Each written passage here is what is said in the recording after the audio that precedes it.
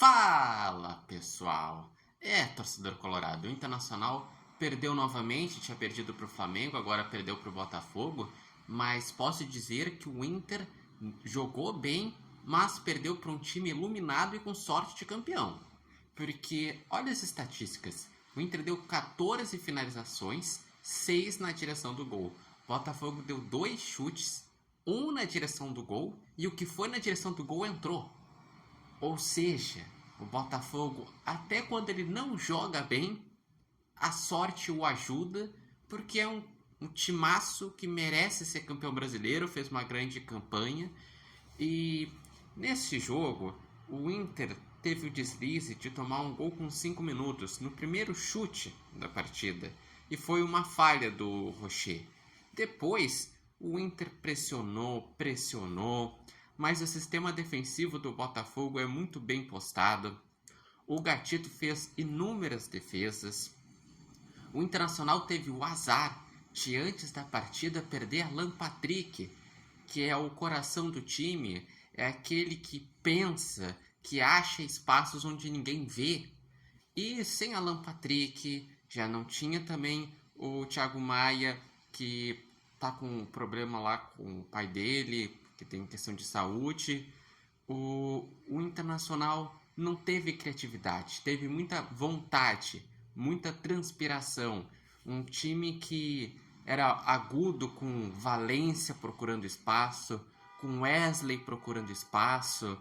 Um time que atacou o Botafogo, mas faltou ter efetividade. Falando em Wesley, meus pêsames ao Wesley, que infelizmente teve a notícia após o jogo do falecimento do seu pai, que teve um acidente de moto. Por isso que não teve entrevistas na zona mista depois desse jogo entre Inter e Botafogo. Então, pêsames ao Wesley e à família. Em relação ao Internacional, eu sei que o torcedor está frustrado com esses dois jogos. O torcedor ele queria que o Inter tivesse ganhado do Flamengo, que tivesse chegado nesse jogo com chances de título, que se criasse um ambiente de final e que o Inter ganhasse para chegar na última rodada com chances. Mas aconteceu tudo errado nesse sentido. O Inter perdeu os dois jogos, segue com 65 pontos. O Botafogo chegou a 76, então abriu 11 pontos de distância. E o Inter, na última rodada contra o Fortaleza, apenas sobrou buscar manter o quarto lugar. Porque sabe que o primeiro lugar é impossível, o segundo lugar é impossível e o terceiro lugar também é impossível, porque o Flamengo, além de ter ganhado do Inter, ganhou nessa rodada contra o Criciúma e chegou a 69 pontos. E o Inter joga justamente contra o quinto na próxima rodada, fora de casa. Se o Inter ganhar ou empatar, permanece em quarto. Se perder, termina em quinto o Campeonato Brasileiro. E sabíamos que o Botafogo começou a ganhar esse jogo a partir do momento que o Inter perdeu para o Flamengo.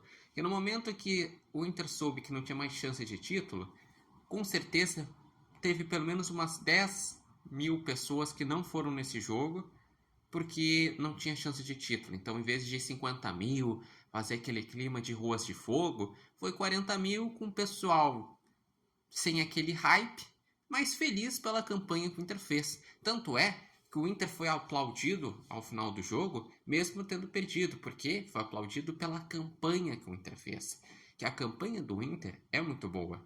Não vamos esquecer que o Inter passou pela situação de enchentes, de ter o estádio alagado, ter o CT alagado, de ter jogado entre maio até o início de julho fora de casa, de ter tido uma troca de treinador na metade da temporada, de ter tido o período inicial de adaptação do Roger, e mesmo assim, com a sequência de 16 jogos sem perder, o Inter saiu da parte de baixo da tabela para a Libertadores, para a fase de grupos da Libertadores, e estando entre os 4 primeiros.